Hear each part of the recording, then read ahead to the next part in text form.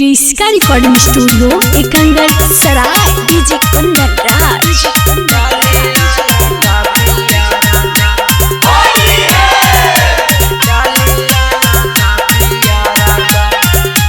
Presented by Kriska films.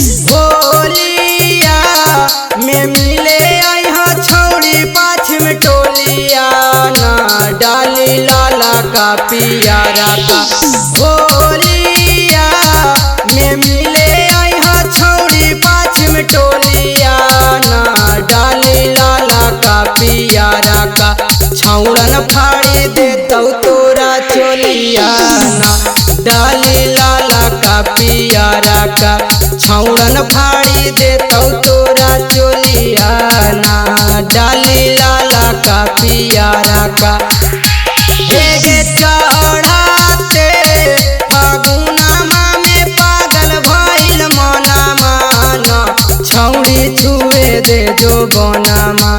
चढ़ाते फागुनमा में पागल भइल मनमा ना छौड़ी छुए दे जो बनमा। छौड़न फाड़ी देतौ तोरा चोलिया ना डाली लाला का पियारा का। छौड़न फाड़ी देतौ तोरा चोलिया ना डाली लाला का पियारा का।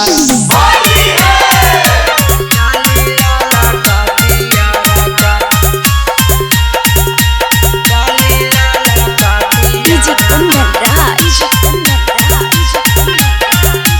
क्रिस्का रिकॉर्डिंग स्टूडियो एकंगर सराय। 16 के उमरिया में तेरा छीना जरिया ना छौड़ी पतली कमरिया।